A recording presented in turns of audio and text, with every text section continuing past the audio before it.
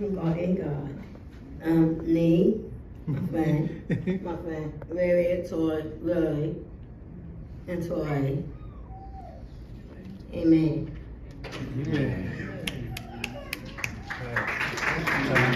Short and to the point, Jackie.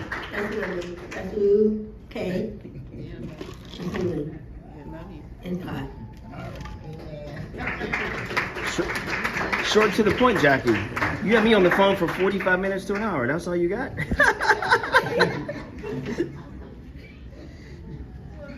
Well, I want to say, Sister Jackie and I have been talking, and I said, well, I'll say some things. I said, what am I going to say or not say? And we were laughing and said, well, she's the only person I know that can talk when she's not able to breathe. I was there when she was sick and everything. We were laughing about it. She has a boyfriend. Haven't met him. I have, but haven't. I don't know where he's at. That's why I was going to joke. But she got a boyfriend. Y'all don't know about what I got. I told y'all I was going to say it. She got a boyfriend. But it's a joke that her and I talk about. But I love my mother. She's been through, a lot. She's always there. And everything she has, like my cousin Sean said, she's always like praying. If I say something jokingly or whatever, she says, oh, you better pray about that, or this, this and that. And I'm like, oh God, it's like I'm changing the subject. And even if it's a joke or serious, the word pray God or something comes out of her mouth. I can't get around it. And if I hang up and call back, she's still like, pray God, this or that or something. So you can't beat her with it. So, but I love you. And even for the party, she was still, trying to sneak things and who's coming, this and that. Even today, she called me and asked me a question. So I'm happy it went through, and I love you, and I'm glad you was able to be here and see you.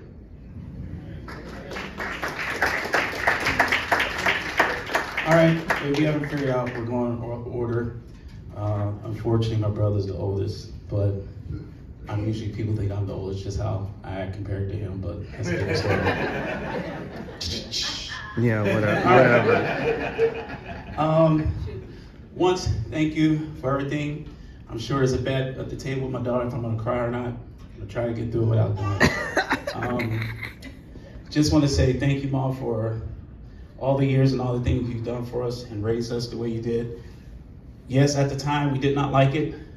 As children, we don't like it, but that's part of growing up. But if it wasn't for you, we wouldn't be where we are today. There's no way of getting around it. All of you in here helped us be raised. And the thing that kept coming to my mind as people were coming in, and everything was family. We're all family. And the blessing, the testament of it is that you have my mom and her family, and my dad who's not here and his family. We're still together as family. And you can't take nothing away when you have family. And that's so important, no matter what happens, trials, tribulations. As long as you have family, you'll be all right. So I'm thankful for all of you. I'm thankful for everything that my mom has done for us and raised us, and for the C80. One thing y'all don't know, my mom always says once a birthday is a blessing. Obviously, some of you know the things she went through, but it's a blessing to where she's at. And this party, Leslie gets all the credit. Leslie did a heck of a job putting everything together. Being here in Pittsburgh, she had a job. Her brother being out of town. Yes, being out of town. And it wasn't easy, because I could give y'all a backdrop. I know I said keep it short, but I needed the time. So we've been planning this party for over a year. But my mama don't want to be patient. So she goes and calls the guy Tony and talks about she wants to plan her own party. So Tony calls us and said, y'all ain't gonna believe this. Your mom called and she wants to do a party. I'm like, Lord Jesus. So we had to get on the phone with Tony and her to let her know that you messed up your surprise. But the surprise was all the family and everybody that came into town that she wasn't expecting to be here, That's the key of it. That's why I think family is just sticking into my brain right now. I'm just thankful for all you. I'm thankful for you, Mom. I'm glad that we can live out the legacy of our family through you, and we're looking for more years to come. And we just want to say thank you for everything. And I appreciate it. Now I'm going to turn it over to my brother. Hold the wheel.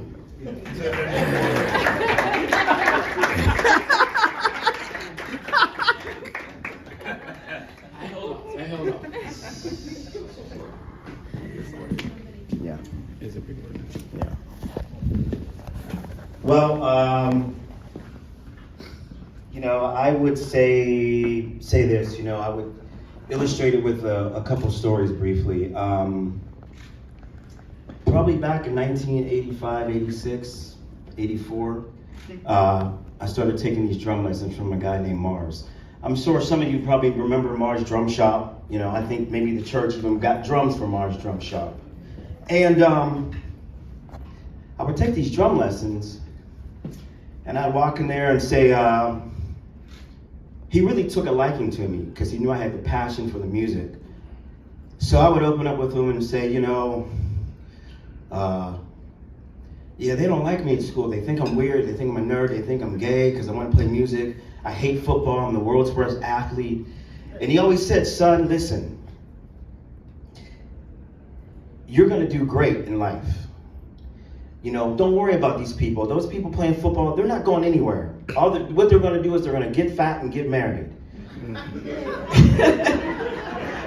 And you're going to grow up and you're going to go to Los Angeles and you're going to make something of yourself. But he always ended it with something. You got to listen to your mother. You got a good mother. Now, of course, you 15, 16, 17 years old, you don't think anything of that. But remember I said that. You got a good mother. So years go by, I'm in Los Angeles, and I meet a guy named George at the gym. And George kind of grew up like us, but his mother died when he was 4 years old. His father, he has no recollection of his father. And he grew up in the church, just like all of us. And as much as I hate football, well, he used to be a football player in Los Angeles. Big football player, 6'2", he got the good hair. He played football and he looked good. So for us to have a friendship is odd, because I generally don't have friendships with people who play sports, obviously. But he took a liking to me, and I took a liking to him. And because he was enamored with me, because how we grew up. And I was enamored with him because his backstory is, while he grew up in the church and he knew the Lord, George has been in jail 9 times. And the last time he was in jail, he said to the judge, Your Honor, can I get probation? He says, no, you're going to jail for 14 years. And I was enamored by that because I never met somebody who's been in jail that long, or even ever. I never met somebody who's even had a DUI. And I would tell him about my life. And George is very blunt and very forward. And a lot of people accuse me of that and being radical or whatever, but I'm not. I just speak my mind. But he says it. And one time I came back from Florida, and I don't know what happened, but he said, you know what? Your mother didn't have to raise you. And that kind of shocked me, because I'm like, what do you mean? Because I got offended, like, what are you talking about? He goes, listen, man, I grew up on the street selling drugs. Your mother didn't have to raise you, none of you. She could have been out there selling drugs, selling her body. She could have been a horrible mother, having men in and out that house. You got a good mother. And the irony is, I never thought about that. Because as we all know, we live next to the Alapupa police station. I never thought once that we could ever be there, be arrested, until he brought it up to me. Like, he goes, listen, man, you grew up in a ghetto.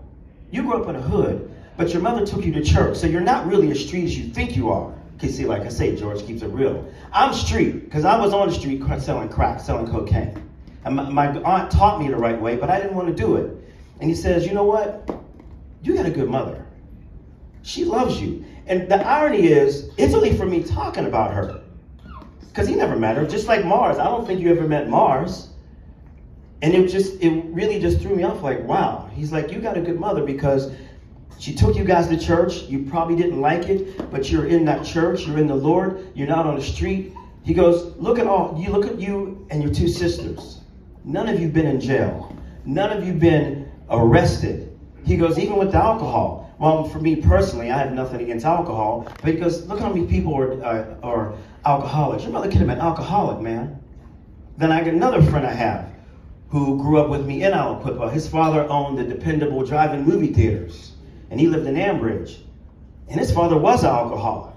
And now Matt, my friend Matt, he's an alcoholic. And he battles with it. And he goes, listen, man, you don't understand. You got a good mother because I wish I could be like you. Not many people say they want to be like me. Amen. So, amen. Yeah, okay. Anyway, but, you know, for someone to say, you know what, it's good that you don't drink and you stay away from that alcohol because you got a good family. And these things now, they mean something, because going back to my mother or even my father, they would always say, well, you'll understand when you get older. Because when you're in your teens, in your 20s, 30s, even 40s like Gregory, you think you know everything. See, I'm not going to let him get away with it, okay? But, you know, and then now it transcends to, I did a job with a lady. She hired me to come to her house and work her party. And she tells me that she runs. I run all the time. Like this year, I've run about 300 miles this year. And she grew up in Beverly Hills. So we don't even need to describe that. And she goes, well, what was your life like? So I told her. And unbeknownst to me, at the time, I didn't know she was from Beverly Hills. And one day she looked at me and she said, you know, two things. She goes, you never know how one decision can change the rest of your life. And I think about how one decision could have changed all of our lives if my mother didn't sacrifice. And now it comes to you, Sister Armstead, how my mother would always say, when we lived with her, you know, y'all just don't understand how hard it is for me, because every year it seems like the church went to Jamaica. And my mother could never go. She goes, y'all don't understand, I would love to go on that Jamaica trip. I think it was a cruise or something like that. And the sacrifice that she made really is immeasurable, because I don't find many people who grew up like we did without the violence. Because listen, as all of you know, my mother never called any of you saying the police came to the house. My mother has never called any of you and said, Gregory's in jail. Charlie got arrested. You know, yeah, I may be weird and I might not be normal, but I ain't got no criminal record. And I thank my mother for that. You know, so, you know, the point I'm trying to make is, you know, while we grow up and we go our separate ways, it's something that I've learned to appreciate, because when I meet other folks, I meet some of these girls in LA and they talk about different things happened to them in their childhood. I meet other people, they talk about their childhood. We don't have any of that. We have the struggles of just not having money, but I tell you what, look at everybody here. We are like family. While we don't talk like we should or whatever, but because of social media, we see each other. It's because of her coming to a place around Aliquippa, which, as she told me, she got criticized for. Why would you leave Pittsburgh and go to Aliquippa and go to some church? It must be a cult. You know, she told me people would say that stuff. But because she made that decision, I don't think we would be where we are, because I look at someone like myself, and me and my friend George, we talk real talk, and I say, you know what? I don't think I would have escaped. I don't think I could be the person I am without the teachings and her being that strict, because we all know how strict my mother can be. Mm-hmm. But I'm glad, because a lot of people, they got a lot of problems. Some people don't make it to the age we are now, let alone 80. So my point is, I thank her for giving up her life to raise us. And I know we don't give her appreciation, but I told her this. I'll leave you with this. I told her a couple months ago, I don't know if you remember, I said, you're still the best mother I know. Because now I see how other people raise their kids. I see how other people in our family raise their kids. And I said, you know what? You're still the best mother, because you never abused us in a way that was disrespectful. You never allowed us to beat you. I mean, my mother's never cussed at us to our face. I don't know. Maybe there's somebody on the phone, Sister Brenda or Sister Vera. Maybe she said something. I don't know. But I'm saying she never cussed us out. I've never seen my mother abuse alcohol or drugs. And my mother, one thing about my mother, which is the great thing about her, similar to what Sean says, she's a woman of the Lord, and she doesn't compromise that. I have seen people at our family functions, and I look around, I can say, yeah, they don't really like my mother. I can see it, because for what she stands for. But she's not backing down. And to me, that is to be respected, and that is integrity, and that is nothing but from the glory of the God that she's the person that she is, because the things that she taught me that I thought I would hate, it has applied. And the final thing is, when Brenda came up, she says, you got a good mom. And that's my point. I've been hearing throughout my life from people who never even met my mother, man, you got a good mother. And so that being said, I appreciate that we are here to share this at 80, because a lot of folks don't make it. And we don't know if it's going to be a 90 or 100, but I know that my mother is a good mother. She did the best she could, and she gave up so much. And, you know, I will say as a bonus, even though I don't know exactly what happened with her and my father, even my father, he agreed with how she raised us. There wasn't a lot of discord and a lot of entanglement with, if my mother said A, my father agreed. We didn't have a family. Just because my father wasn't living in the house, we didn't have a relationship with him where, Daddy, can we go to the wrestling match because Mommy said no? He could, no. He'd call him, said, your mother said no, you're not going. So I even thank God that they could still have some kind of connection, if you will, to raise us without confusion. So once again, thank you all for coming, because this also says what kind of person my mother is. She's got friends here older than all of us. A lot of folks don't have that. And for all of you to come out, Sister Jackie, Uncle Clarence, Uncle Claude, my Aunt Carol, by the way, you're going to speak later, get ready. It's not on the list, but you have to. You're from my father's side of the family. You have to. It's a blessing. So continue on, and once again, happy birthday, Ma, and thank you for everything that you've done, especially for the times when I really didn't appreciate it.